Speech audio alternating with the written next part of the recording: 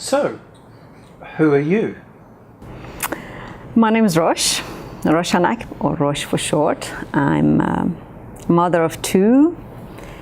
I'm a member of the Baha'i community of South Australia.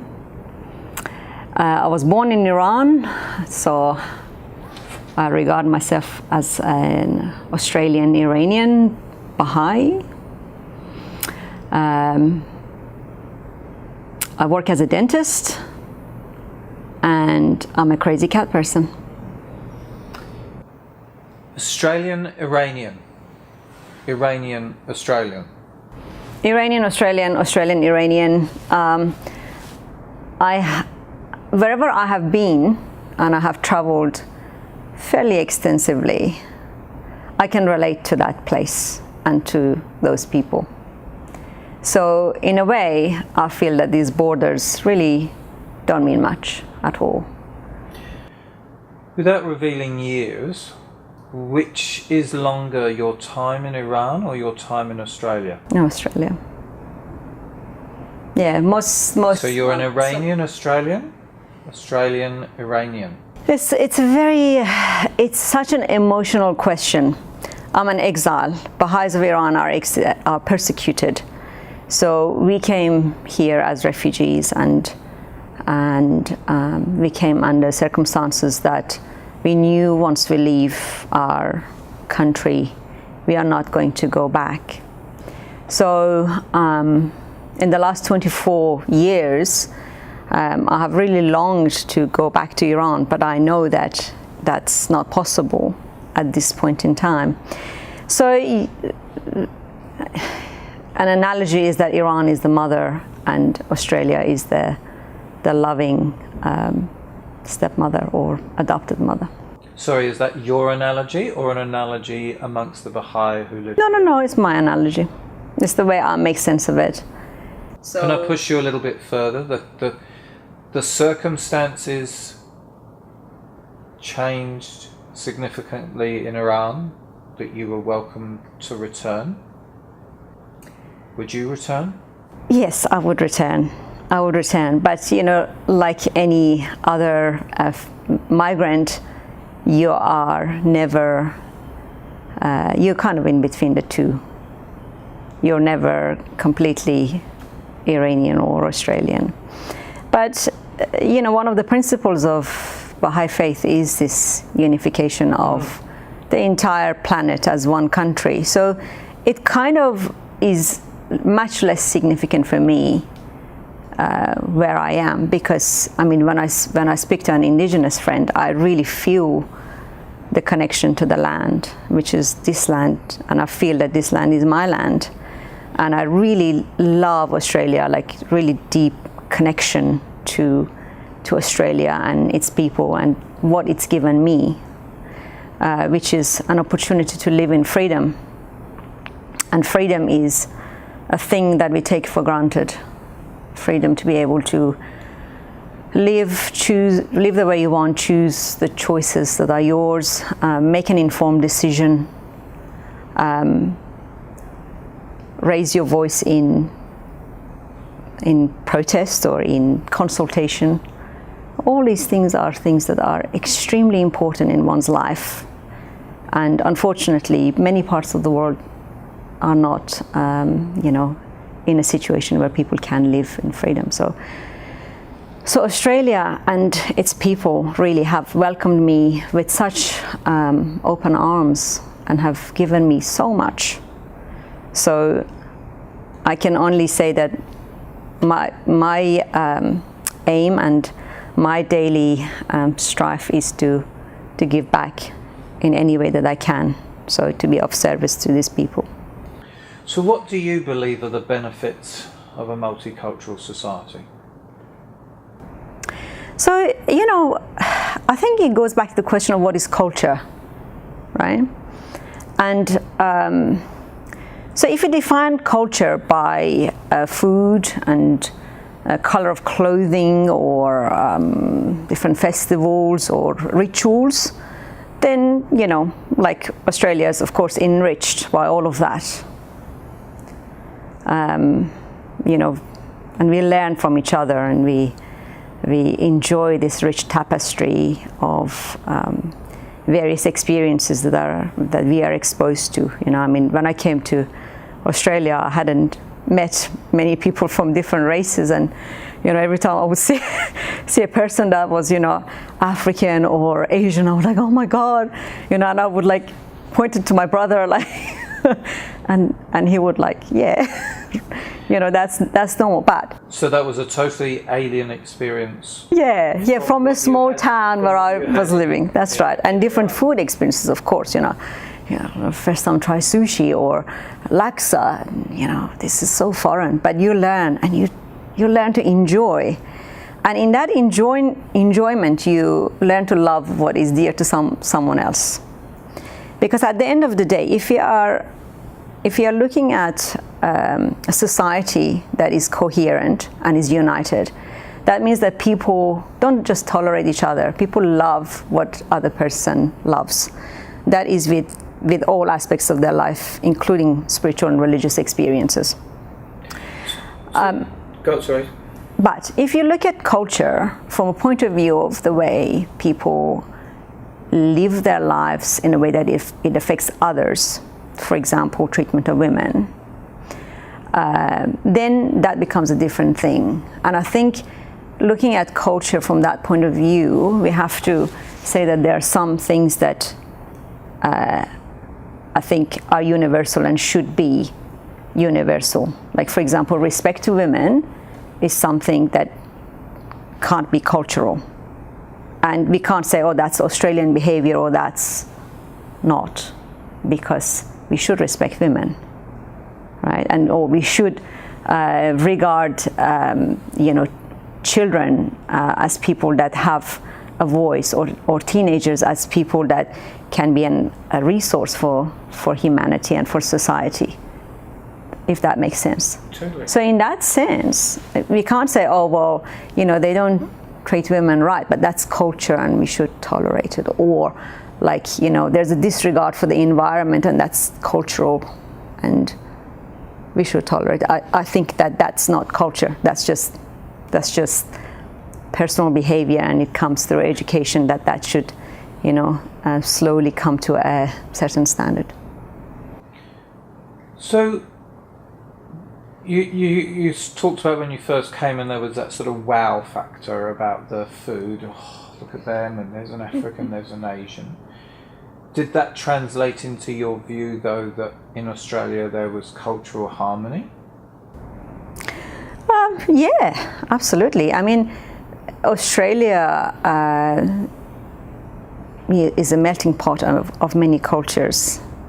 The only culture that is missing in the fabric of Australia, the way I observe it, is the indigenous culture of this country. And I really hope that one day we can see many, many more of our, you know, First Nation, the indigenous sisters and brothers, be present, you know, in libraries and banks and buses, and really be there with us.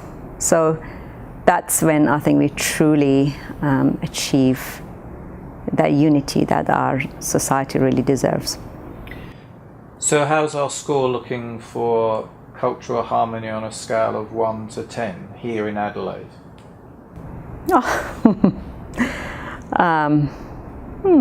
Maybe probably 7. Was that a 7 with an uplifted voice, or a 7 as in there's room for improvement? There's room for improvement. I feel that still we tend to stick to our own social grouping, and so it would be better if, like, you know, again, like, you know, I mean, a group of Iranians might get together and have the Nowruz celebration, or Nepalese or Indians have Diwali, that's fine. But as long as, you know, they're not congregating in one neighborhood, and kind of that becomes almost like a separated area to the other areas of the city. So I think there's room for. Can I ask you why? Why? What's wrong with that? Because then that's when you truly are mixing. mixing with other cultures, learning.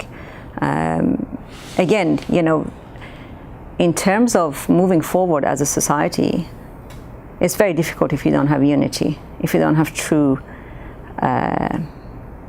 consultation, if you don't have everyone contributing to the betterment of their neighborhoods. And these things happen at the neighborhood level.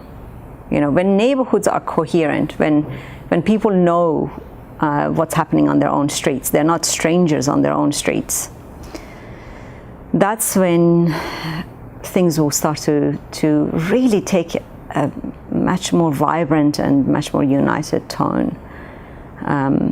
Like, you know, I mean, we've been interested in this neighborhood activities, and in fact the Baha'is all around Australia are trying to kind of build vibrant neighborhoods. And when I say Baha'is, by the way, it's Baha'is come from all various cultures. So they come from thousands of different ethnicities and languages and religious backgrounds. So there is quite a diversity within the Baha'i community. But what they're trying to do is to see how a neighborhood can become those spaces where community is coming together, is looking after each other. There's no one that is left alone. There's no youth that is depressed or turning to things that are not good for his or her health and well-being. There's no elderly that are feeling lonely and disconnected, right? So for that to happen, people need to reach out to each other. So let's go back to that thing about people living in their own groups, and that leads on to some of the political, and I mean that with small p, political words that are used. So words are thrown around like assimilation or integration or something else. What's your reaction to those two words, and do you have another word that you would prefer to see used? What's your views on assimilation and integration? Assimilation to what? Cricket? Beer? Meat pie? Or assimilation to the fact that, okay, so I'll give you an example. I've been in this country for 24 years and I have never ever experienced racism. I have never ever experienced disrespect from a man, never.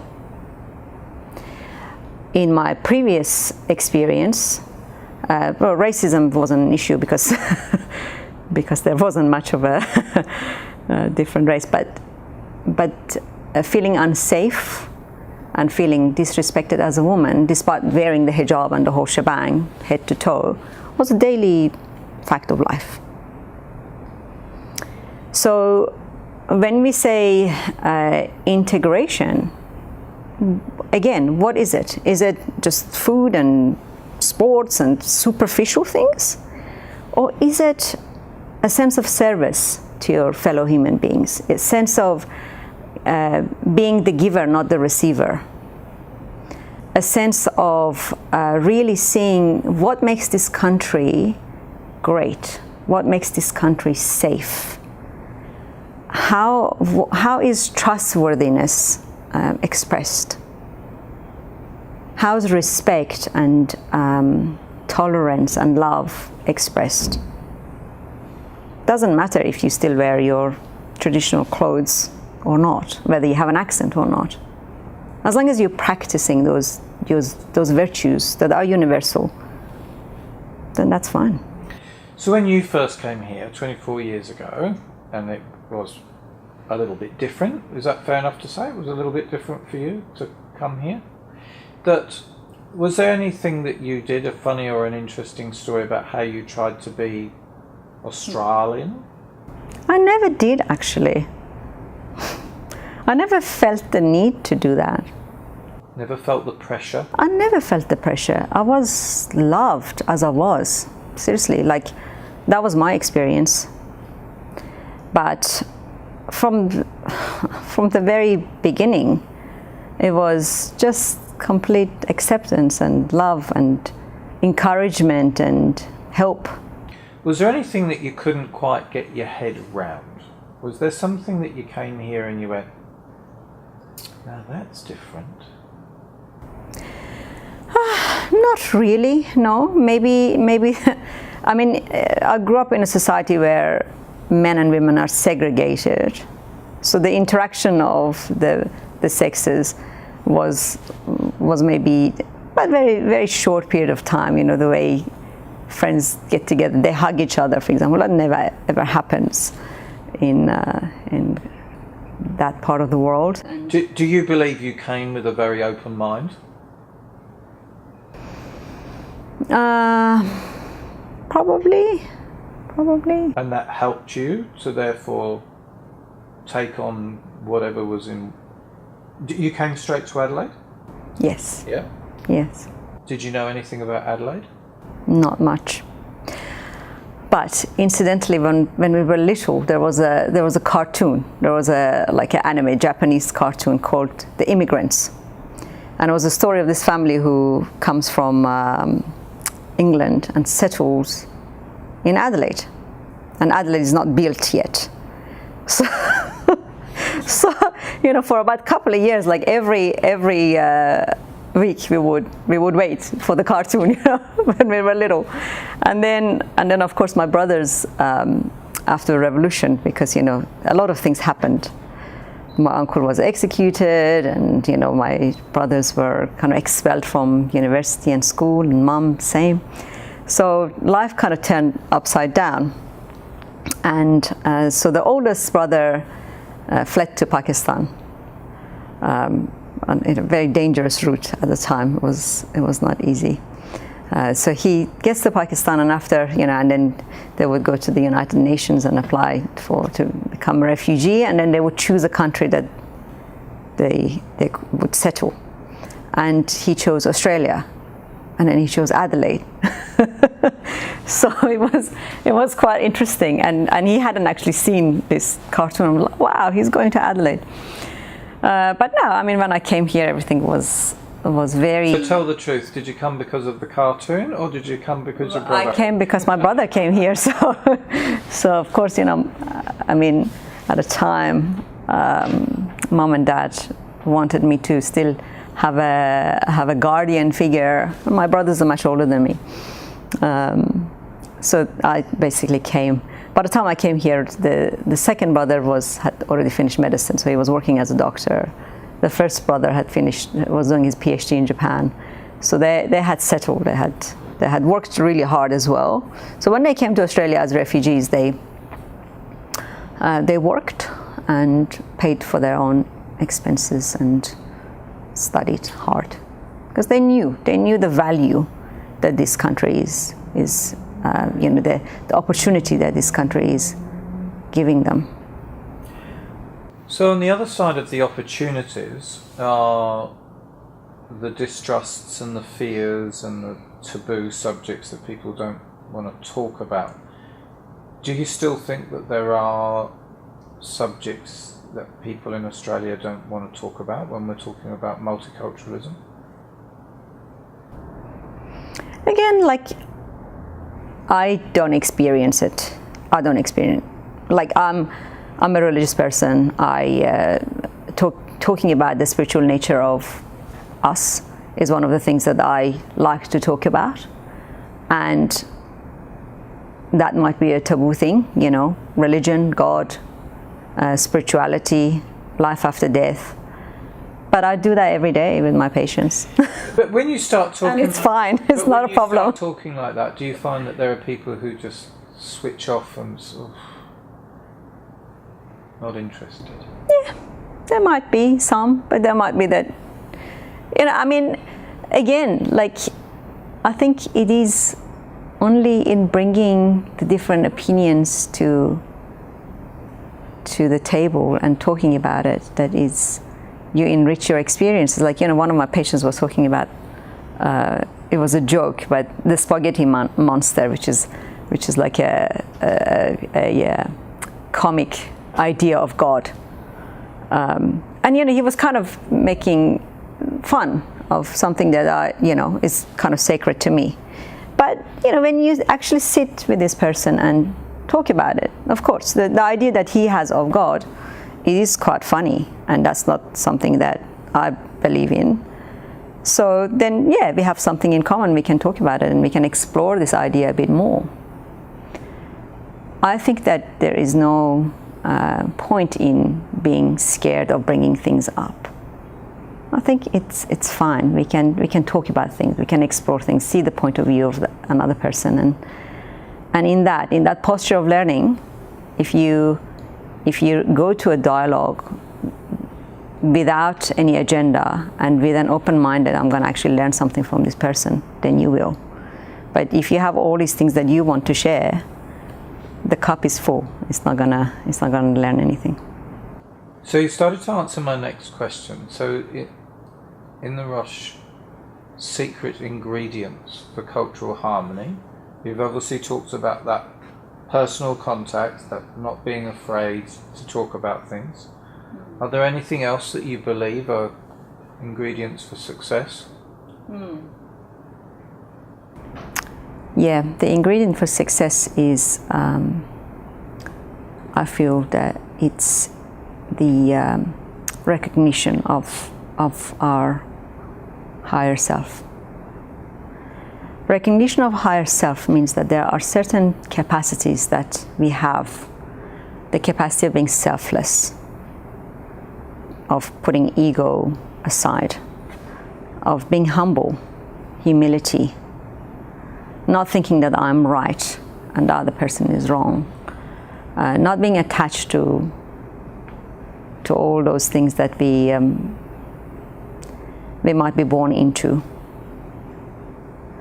A lot of the issues that we have is that from childhood you grow up with a set of things, and if you don't have the capacity to learn new things, then you won't.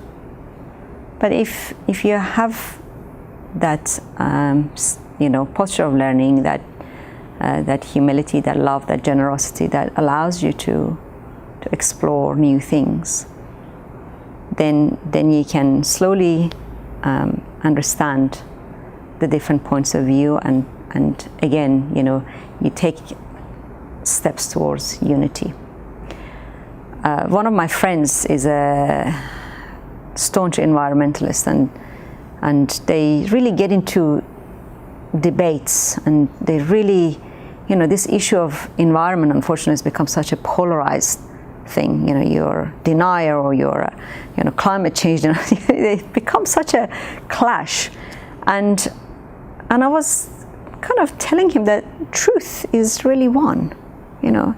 Truth is all inclusive. So if you include the other point of view in that all-embracing circle of trust and unity and love, then you might be able to get somewhere. But if you exclude and if you put a barrier and a divide, then you're never going to actually breach the differences. And it's the same with various ideas that we might bring in. I don't really think that in a multicultural society that exists. I think in Australia, the multi-faith culture is quite strong.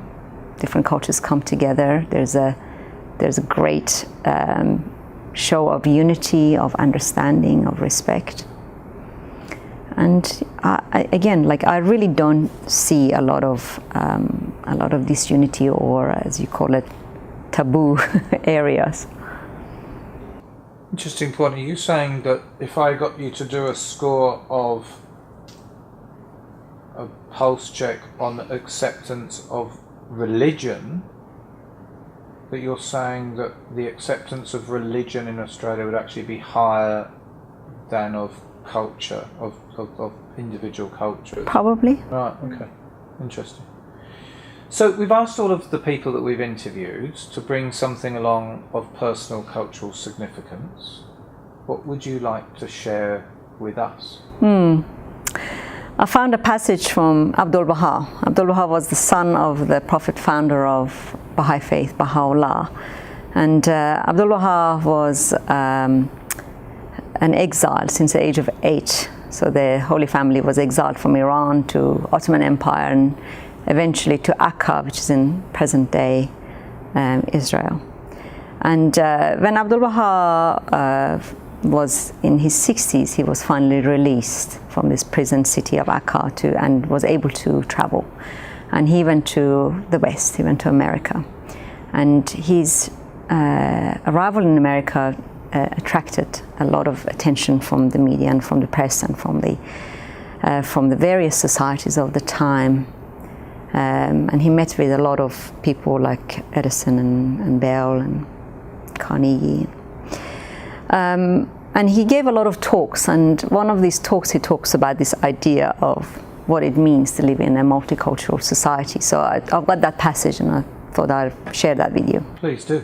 All right, he says in this talk, he says, "Behold a beautiful garden full of flowers, shrubs and trees.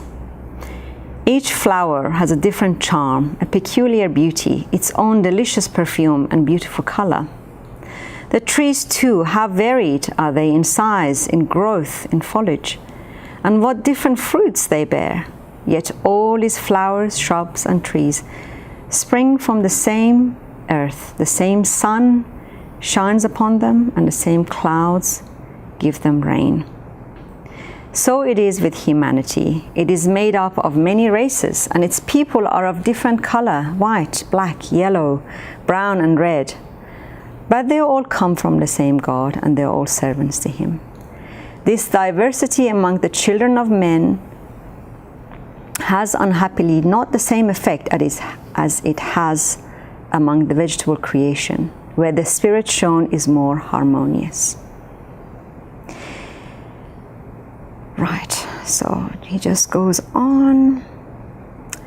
It should be going on from the analogy of the garden. "An orchard full of fruit trees is delight, so it is plantation planted with many species of shrubs. It is just the diversity and variety that constitutes its charm, each flower, each tree, each fruit. Beside being beautiful in itself, brings out the contrast, the qualities of others, and shows to advantage the special loveliness of each and all. Thus it should be among the children of men.